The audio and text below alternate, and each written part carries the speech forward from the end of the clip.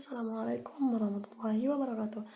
Perkenalkan, saya atas nama Quratul Aini dari Program Studi Komunikasi Penyiaran Islam Fakultas Dakwah Institut Agama Islam Nahdlatul Ulama Lombok Timur.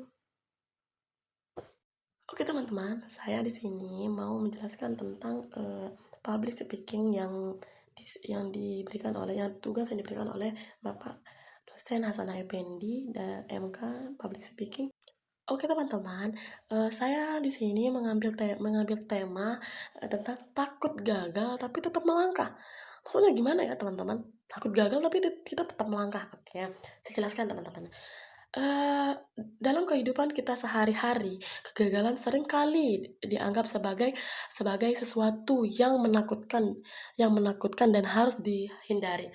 Banyak orang memilih untuk diam dan menunda bahkan menyerah sebelum mencoba karena takut. Eh, Ketakutan itu muncul karena akibat tekanan sosial atau rasa takut dari orang lain, seperti kekhawatiran tidak mampu memenuhi ekspektasi atau penilaian orang ya. Misalkan kayak bagus nggak ya saya presentasi, gimana sih bahasa saya presentasi, takut orang itu lain dinilai gitu. Oke teman-teman, kita lanjut ya.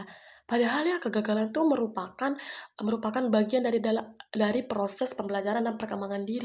Makanya kita nggak usah takut gagal, tapi pasti di dalam hati kita pasti kita takut gagal. Bagus nggak ya cara saya ngomong? Bener nggak ya cara saya presentasi? Cara saya ngelakuin tugas bener nggak ya? Pasti teman-teman punya kekhawatiran diri kan dalam dalam perasaannya itu, pasti itu teman-teman.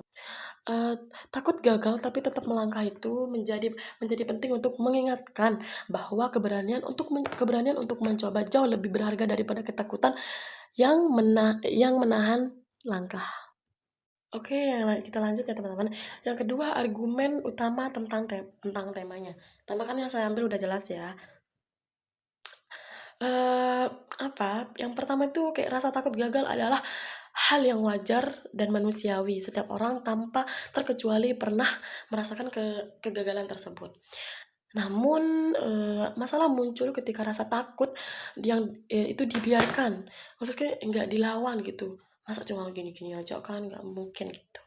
Terus yang kedua, kegagalan bukan akhir dari perjuangan atau dari segalanya, melainkan proses pengembangan diri. Atau dari kegagalan, seseorang dapat mengevaluasi kesalahan, memperbaiki strategi, dan menjadi lebih matang secara mental maupun emosional.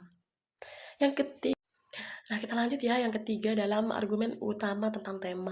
Yang ketiga itu adalah kemajuan hanya dapat dicapai oleh mereka yang melangkah. Berarti kalau kita nggak melangkah, kita nggak akan mencapai. Kita akan tetap grogi, kita akan tetap merasa takut kalau kita nggak melangkah. Kalau kita nggak maju lah. Terus tidak ada kesuksesan tanpa resiko kegagalan. Orang-orang yang berhasil, mereka tuh pernah jatuh dulu baru bisa bangun. Pernah jatuh terus mereka bangun gitu. Gak mungkin apa kayak langsung tiba-tiba jadi dosen, jadi guru atau dari CEO gitu kan. Oke teman-teman, lanjut ya yang ketiga. Contoh-contoh konkret konkret. Contoh yang pertama itu pertama dapat dilihat dari seseorang mahasiswa yang takut dalam presentasi dan berbicara umum. Ia merasa tidak percaya dan khawatir melakukan kesalahan. Namun ketika ia memberanikan diri untuk